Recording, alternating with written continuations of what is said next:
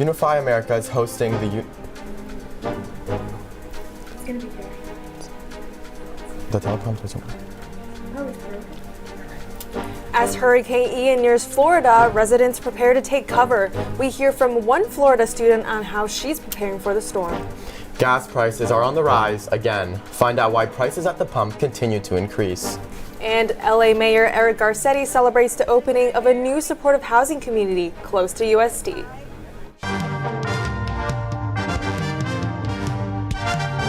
Annenberg TV News is next. As Hurricane Ian strengthens to a Category 4 storm, Florida residents along the coast are being evacuated. Hi, I'm Tracy Wang. I'm Daniel Dana. The Hurricane Center is now forecast to reach the west coast of Florida tomorrow afternoon. Hurricane Ian hit Cuba earlier today, leaving 1 million people without electricity. It destroyed homes and caused intense flooding. It's expected to reach Category 4 status by the time it reaches Florida. We heard from residents about how they are preparing. The city of Tampa actually issued evacuation, mandatory evacuation for all the A, B, and C zones. That is all the coastal line, part of downtown and South Tampa. I live in South Tampa, so I have to evacuate my home a couple of hours ago. Well, we've been buying a lot of supplies, a lot of water. We took our furniture outside the house and put it inside in a safe place. And our current plan is to go to Orlando because Tampa is not in a safe zone as of now. Now, as residents continue to brace for Hurricane Ian, Florida Governor Ron DeSantis warned residents of massive flooding. Many in the state stood in line for sandbags, hoping to protect their homes from the storm. Ian is now approaching the southwest coast of Florida. It is expected to hit land by tomorrow afternoon with winds as strong as 135 miles per hour. The House committee investigating the January 6 insurrection postponed tomorrow's hearing because of the hurricane. Representatives have not yet announced a new date or who will be testifying, but they did say a new date will be released soon. Gas prices are once again on the rise after a 98-day streak of falling prices. The average price of a regular unleaded gallon of gasoline in California soared to $5.88 today, which is 42 cents higher than 1 week ago. In the LA and Long Beach area, the average price is $5.96 per gallon. This is the largest increase in gas prices since July 14th and the highest price since July 18th. Well, I live on campus, but originally I'm from Ventura County, which is about an hour north of here. But every single week I have therapy appointments up in Thousand Oaks, so I have to drive up there every Wednesday or something. But it's been very difficult with the rising gas prices because, of course, I'm spending it's a 53-mile drive up there every single time, just one way. I literally just got maybe not even a full tank of gas, and it was $61, which for a college student is insane. It's been very difficult. It's just been a really hard thing to adjust, especially budgeting-wise. You know, I completely agree with what you were saying. It's been so hard adjusting as a college student, seeing these prices increase. I mean, $61 for a tank of gas? Insane, absolutely crazy. The other day, I was filling my car with gas, and I think it cost more than $100, which is crazy. Yeah, I was getting excited for a moment because I remember around 2 months ago, gas reached its all-time highest, price, and it was starting to decline, and we were getting, news alerts gas is declining for the first 3 weeks, and now we got our hopes up. Yes, and every area is different. In Beverly Hills, the gas is insanely high. Here, it might be a little lower, but overall, we're seeing that it's just way higher than usual, and I'm definitely not happy about it. No, hopefully it'll go down soon. There's more than 69,000 people experiencing homelessness in LA, and 25% are 55 and older. Annenberg Media's Marco Ramirez visited a new housing project for seniors that's right around the corner from USC. Mayor Eric Garcetti was in South LA this morning to celebrate the opening of LA's newest supportive housing community. People wonder how you end homelessness. It's one project at a time. And a few years ago, we didn't have the funding to do this often enough. And for the 42 people who are here, their homelessness is over. And so for me, that feels incredible. The apartment complex called the Chesterfield provides furnished studio apartments. Lawrence is one of the new residents. He's grateful for his new home. Being here is the first time in maybe 10 years where I feel like I have a secure home, where I have a bed that I feel safe in. And I think for all of us, this is truly the first time we've had a chance to experience sanctuary in so long. The complex, built by the nonprofit Wakeland, houses people 55 and older. It's based on a Housing First model, which has shown to be effective in reducing chronic homelessness. Seniors who live in the new community receive many benefits, such as high-quality, secure housing and support services tailored to their individual needs. These include physical and mental health care, all administered by the St. Joseph Center. It's really about building a sense of community, and we believe that the case managers here will take that on and really just make sure that people have a great second chance. Since Wakeland's start in 1998, the organization has created 7,500 affordable homes throughout California. We keep building more and more and more and more of these. We have 3 more in our pipeline right now that are going to be opening within the year. There's an incredible need, so I'd like to go to every city in the state and have something like this. Lawrence said it's the first time in a long time he has felt like he belongs. When you live in camps or shelters, everything is temporary. Friendships are temporary. And here, I'm still in disbelief, and yet these are real friends that will be here not only tomorrow, but next month, next year, and then all of the resources that are made available to us. They will be here forever. A home for Lawrence and 41 others at the Chesterfield. For Annenberg Media, I'm Marco Ramirez. The housing crisis is growing worse for students in the UC system. Nearly 10,000 California students were denied a place to live on campus. At UC Berkeley, 1,100 students were turned away from on-campus housing. At UC Riverside, almost 3 times as many, 3,500 students were turned away. And at UC Irvine, even worse, 3,700 students were denied housing. We have what we call our Anteater Housing Network, which is on our website. It connects students to full apartments or rooms to rent or shared apartments in the surrounding communities. We also have our campus social workers. So when we've heard of students who were living in their cars or couch surfing, our campus social workers have worked with them to find basic needs housing in the community. This semester, UCLA opened 4 apartment buildings to help solve the housing shortage. The new structure provides a place to live for more than 3,000 undergraduates. UCLA is the only school in the UC system to guarantee housing for 4 years. I live in River Hall, which is in the residential area up there, and I have 2 roommates, so we are 3 in the room, and I'm really happy that I have 4 years guarantee of housing. As an international student, I really think it will be really hard to find housing here, especially because it's really expensive. If I want it to be close, it will be even more, and also it's farther away. It's like a triple room, so there's not a lot of private space, but it's pretty decent. You have like your space to save your clothes, so you have everything. Desperate students are taking what they can get. Some are living in cars and some in trailers. And many who do find a place to live are facing very long commutes. LA Unified Schools will now carry the overdose reversal drug, naloxone, also known as Narcan. This after at least 9 students have recently overdosed and a 15-year-old died at Bernstein High School. A Pasadena police commissioner said it's an important step to help protect its kids. I would applaud the school district for taking steps to make sure that, my kids and other kids are safe. The reality is it does happen, and it would be nice for a school district, properly trained school district personnel to possibly have the ability to do that. The overdose reversal drug is administered by nasal spray or injection. It helps a person who has opioids in their system to keep breathing and gives an additional 30 to 90 minutes to receive first aid. USC's Dr. Sarah Van Orman has 2 recommendations to avoid a fentanyl overdose. Over the last 6 to 12 months, we've continued to be very concerned about this. We sent out a health alert actually in June. So we recommend anyone who is in an environment where people are using drugs, if they're choosing to use drugs, if their friends are choosing to use anything, they need to have naloxone available and be comfortable using it. The second thing that we recommend is that people use fentanyl test strips.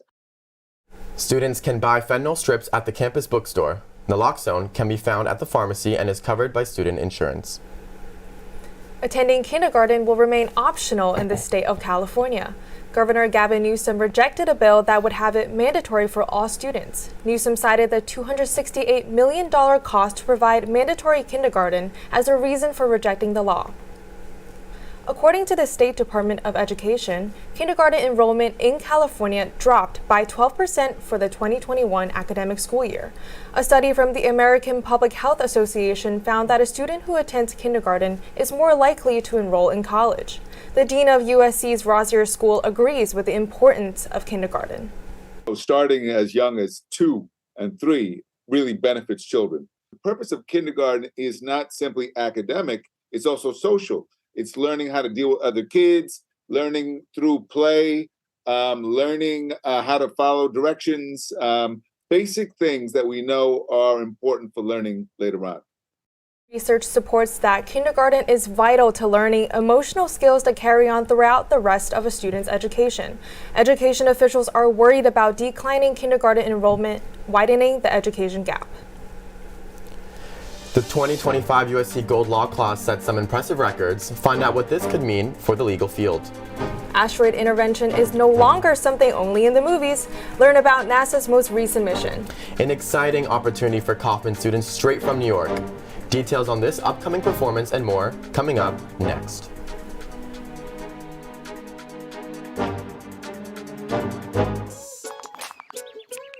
Worried your friend's struggling but don't know how to reach out? You could say, how are you, or get a fake tattoo. You could ask with an app if it works for you. You could write him a text or knit him a sweater. If you can't be together, you could write him a letter. Whatever gets you talking. Whatever gets you talking. You could chat on the game, kick off your flip-flops. You could ask on your couch while you binge watch. However you do it, you gotta ask a friend. And if they don't share, you can ask again. Whatever gets you talking. Whatever gets you talking.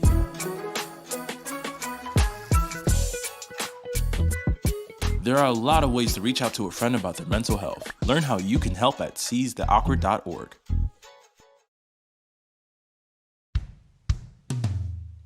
Hey world, I have a quick message. It's about safe driving. All right, let's go.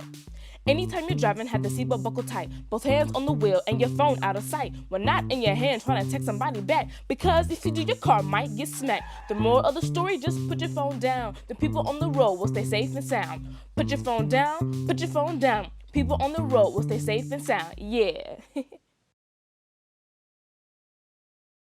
NASA's Double Asteroid Redirection Test, or DART, successfully executed the world's first ever planetary defense mission on Monday. The agency crashed a spacecraft into an asteroid 7 million miles away from Earth. The crash was done to test the ability to prevent future asteroids or comets from hitting Earth. The vending machine-sized aircraft crashed into the 500-foot asteroid. DART successfully completed its one-way trip after 10 months of flying into space. Both Viterbi students and experts alike celebrated the achievement. The fact that this was such a success means that there's so much more to work towards, which is super exciting for the future because that opens up so many opportunities for students like me. It's pretty exciting because it's been a goal of NASA for a while to essentially be able to deflect asteroids. It's a tough mission. Yeah, everything has to go right. You know, I mean, just like the missions to Mars where they've had landers land. I mean, a lot of that stuff you've never done before, and it has to work right the first time. It's really quite an engineering and scientific accomplishment. Hitting a bullseye with the vending machine 7 million miles away? Now that is rocket science. USC's Gould School of Law 2025 class looks a little bit different. The incoming class sets the mark for the highest percent of women in first-year law. Students boast a median GPA of 3.87 with a median LSAT score of 168. Women comprise 66% of the class, with the lowest acceptance rate ever at 12.7%. The Dean of Admissions says more female representation in law is changing the profession. I think as female applicants have seen that the percentage of women in our class has grown in recent years, it makes them more comfortable. It takes more than I think just women in the profession. You need women in roles that young girls can identify with, right? I think of First Lady Michelle Obama, our current First Lady Jill Biden. These are women in highly visible roles. Now that we have this momentum, it's something that we're really trying hard to continue. The class of 2025 includes educators, entrepreneurs, and leaders. It is Gould School's most diverse, with 50% coming from historically underrepresented groups. A current law student says she believes the increase of female students has to do with more inclusivity. I think it's a matter of like defying the stigma or the stereotypes of like typical gender roles or, what we are kind of used to in the past, as well as like, women realizing their potential and their competency, being a bit more independent and really wanting to get their own degree and do their own work. So I think that's definitely a driving factor. More than 40% of Gould students are from outside California and a variety of educational backgrounds. Now, I know it's the fall, but I'm definitely certainly not feeling the fall weather. It's still a little bit hot to me, Daniel. I don't know. To be honest, I stepped outside today and it felt like a sauna, but Marissa, hopefully there's no hurricane coming towards us, is there? Thank you, Tracy and Daniel. There's definitely no hurricane, but we are in a heat wave. Before I get into the current conditions, I just wanted to shout out ABC 7's Tony Cabrera for coming out here today and giving us weather anchors a little bit of help and showing us around the green screen a little bit more. We're all really thankful. So thank you, Tony. Let's now look at the current conditions. It was a beautiful day here on campus, but definitely still hot, not feeling like fall weather, but that's typical LA for you. We are at 82 degrees right now, but let's look at the rest of the forecast. I think you guys are gonna like what you guys see. It's still hot, but the heat wave does end by the end of the week. Today and tomorrow, we're still a little bit hot with a high of 90 tomorrow, but by Thursday, temperatures do start to cool down a little bit. And then on the weekend, we're feeling a little bit cooler, but look at those temperatures drop. We have a high of 80 Friday, so it's still a little bit too warm to enjoy the season bundled up, but it's definitely getting a little bit better. Maybe one of these mornings where we have a cool 63 and 62, you can get one of your pumpkin lattes hot. And then on Saturday, for game day against Arizona State, we're out of the 80s officially, and we're have a high of 77. Guess that LA weather is even telling those Sun Devils to go back home. Now let's see what's going on in sports. Trojan golf tumbles in Toledo. Caleb comes down with Beaver Dam fever in Corvallis, and Family Weekend takes prime time on America's first family-friendliest football network. All that and more next on Sports.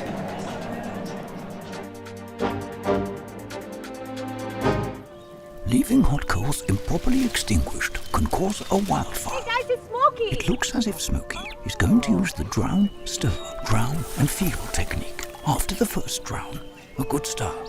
Next, another drink. And finally, a close feel. Is it cool? Okay. Yeah. Hey, Smokey, catch! Oh, my bad, Smokey. Only you can prevent wildfires. When I was your age, I was just like you, fascinated by stars.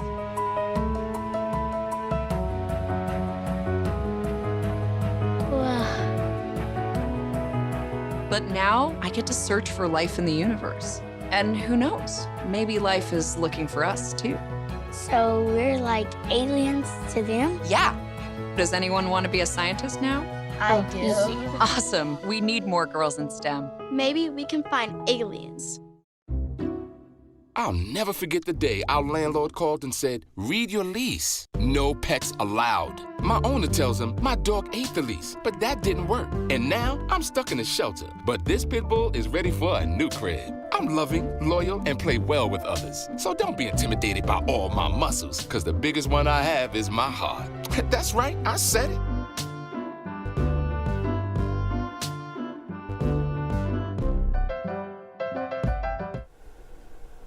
Welcome back to ATVN Sports. I'm Bianca Bueno. And I'm Will Camardella. USC's defense took home the victory for the Trojans in Corvallis over the weekend with a stellar performance.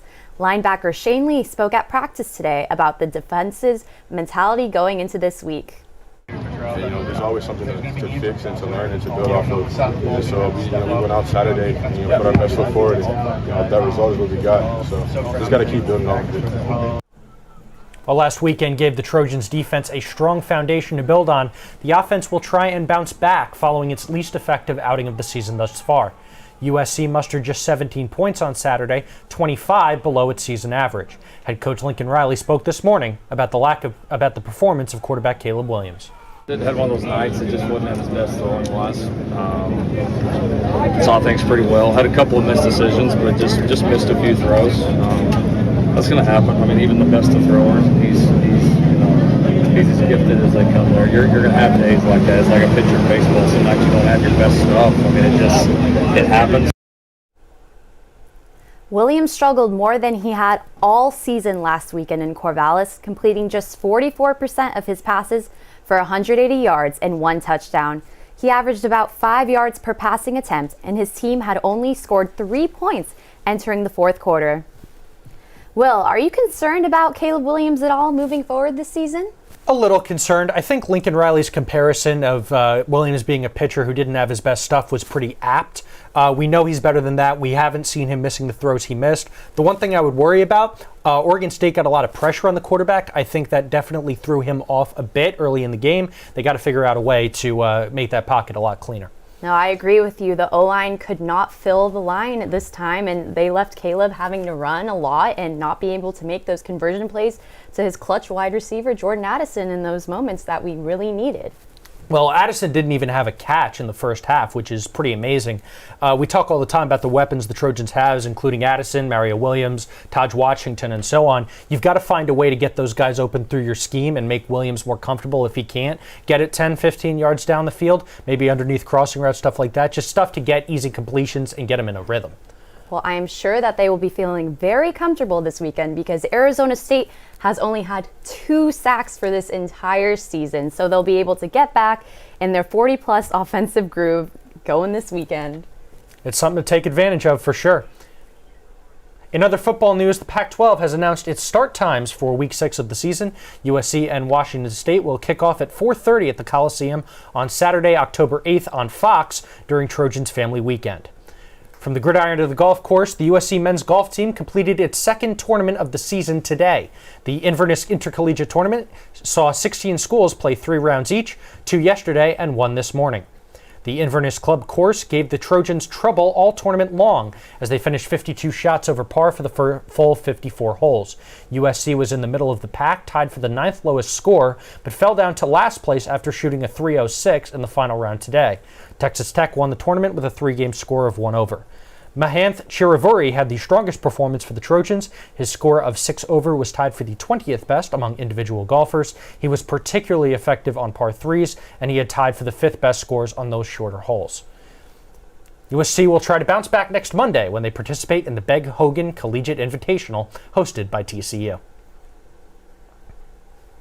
3 USC women's tennis players are representing the Trojans at the Austin, Texas International Tennis Federation 25K. The 2-day tournament started Monday with the singles qualifying draw and continues play today. Day 1 came with ease for the Trojans with 2 fast wins. Erin Cayetano defeated her opponent 6-2 and 2-3. Snow Hahn basically swept her match with scores of 6-1 and 6-0. USC came out with the same fire today and won both matches. Hahn even battled it out in a 3rd set after losing the first with a final score of 4-6, 7-5, and 10-6 for 3 sets. The 2 players will advance to the singles main draw. That'll do it for sports today. Let's send it back to news. Thank you, Will. Thank you, Bianca. USC participates in a political panel with students from many universities. Hear about the political issues most important to Gen Z.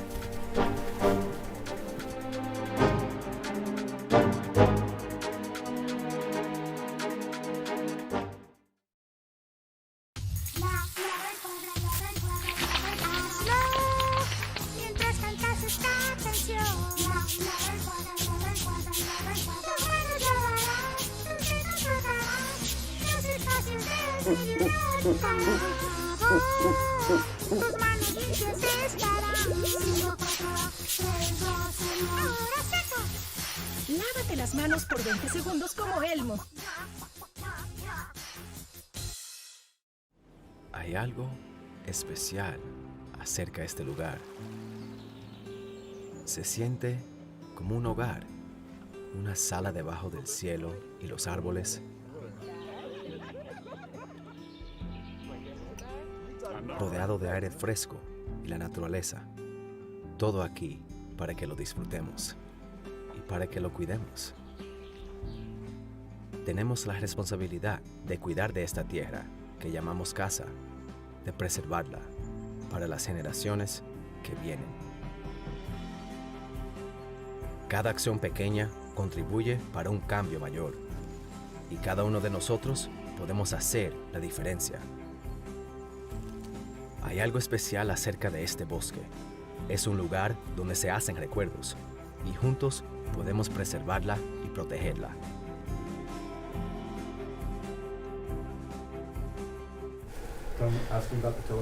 Unify America is hosting the Unify Challenge College Bowl. The virtual event is a conversation among students who may disagree on politics or policy issues. The nonpartisan organization is on a mission to replace politics with problem solving. USC is participating alongside other universities including Duke, Penn State, and the University of Virginia. The event is put on by the Center for Political Future. The center's executive director describes the skills students will discuss at the event. They need to know how to communicate with people who think differently than they do. This event is geared to teach people those skills and let them practice what it's like to speak with somebody who is maybe politically adjacent or politically opposite. So it will be a real challenge for them to develop those muscles of bridge building. The College Bowl runs through the beginning of October. Students can sign up at unifyamerica.org. Monaco Built Barnes and Company are bringing their popular running show back to USC. They combine dance interviews and stories to portray the life of a dancer as a new kind of sports hero. The show will feature Miss Barnes as well as USC Kaufman dancers. The audition process was rigorous and only the best dancers made the cut. The show will conclude with a conversation among creators of the show and the dancers. Working with community members, local community members, to explore the life of a dancer in really kind of a unique and humorous way, but also really moving and powerful too. I just thought it would be a really perfect opportunity to bring her back to USC and have her work with our Kaufman students. The running show is at Bovard Auditorium this Thursday, September 29th at 7 p.m. Reservations are free and available through the USC Visions and Voices webpage.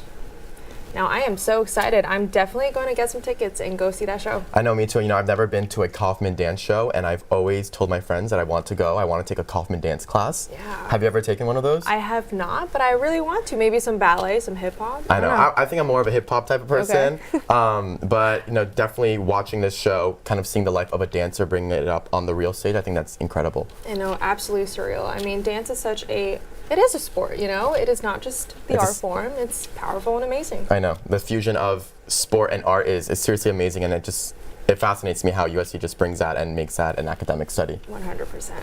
Well, thank you guys for watching Annenberg TV News. From everyone at Annenberg Media, I'm Daniel Dana. And I'm Tracy Wang. For more coverage, watch and subscribe to our YouTube channel at youtube.com/Annenberg Media. Good night.